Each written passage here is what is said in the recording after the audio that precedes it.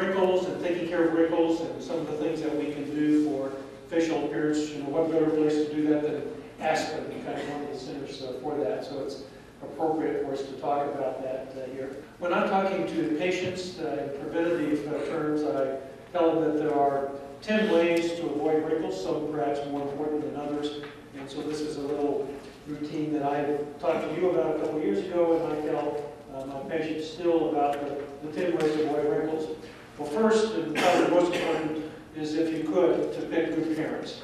And so if you have that familial background of parents who have good skin, you're more likely to also have good skin. And sometimes, in spite of your best efforts, if you have a familial background that where people lose their collagen strength and their elasticity and so on very quickly and early in life, you are likely to do that too. So that part you can't control. But on the other hand, there are some things that are helpful.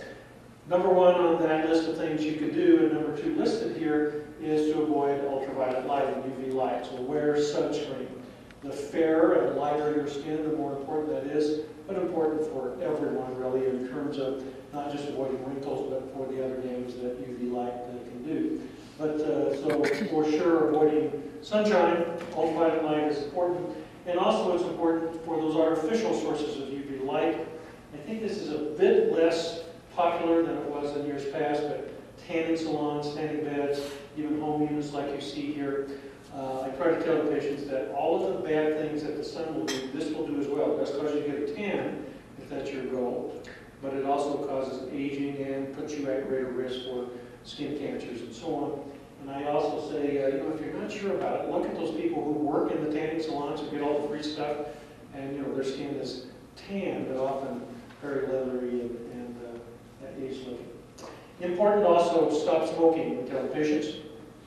And so, the things you can control, and when I'm talking to the patient level group, say, you know, all the bad things that you know smoking will do to your lungs and do to your heart, it also does to the vessels in your skin. And it creates problems with aging and can make wrinkles and the sorts of things we think about. Other perhaps less important areas, but things to think about. One is, we're talking here about major weight fluctuations, yo-yo sort of effect. People have great weight gain and significant loss and back and forth, and it's like stretching the rubber band too often. Luckily in the face, we usually don't get stretch marks. We get the abdomen and so on here, but it is still breaking down collagen fibers and elastic fibers and the sorts of things we think about as wrinkles and sagging skin and aging changes.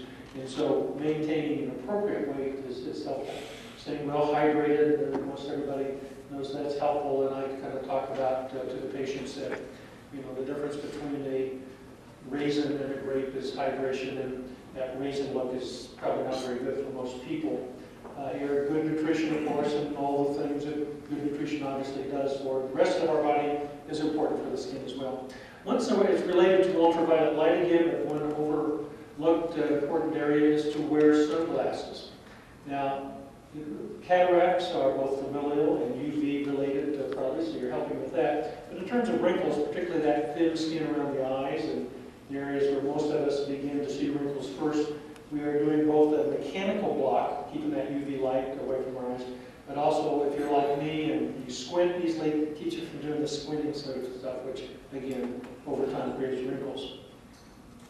Sleeping on your back, the thought here is that you know, if you are compressing and folding your skin over a prolonged period of time, and sleep habits, you can create wrinkles that way. And if you can avoid squashing your skin and folding it, particularly the same way in habitual fashion over a period of time. And I can usually tell certain individuals, I can tell you what side you sleep on, because most wrinkles and lines develop within the resting skin tension lines, those dynamic lines that the facial musculature creates. And if you have something that's perpendicular to that, usually that's not from facial motion and from aging changes, it's from folding that skin there. So we see that from time to time. And again, stress, well, certainly falls into the easier said than done category in terms of avoiding stress. And if you find some really good ways, let me know, because it seems like I have more and more in my life all the time, as I suspect you do. But all the stuff that stress brings on, all sorts of, you know, too much norepinephrine and all that sort of thing, circulating affects your skin, as well as many people in stressful situations, again, are clenching their jaws and furrowing their brows and those sorts of things that over a prolonged period of time in an individual way. So I tell patients, these are sort of the 10 ways I can think of to help you avoid wrinkles. And I said, of that 10, if I could only pick 2 for you, what are the 2 most important? They're avoiding ultraviolet light, so wearing your sunscreen, don't go to the tanning parlors, and stop smoking. And if most of us and most of our patients and family and friends could avoid those 2 things, their skin would be significantly healthier in what we think of in appearance as more youthful looking.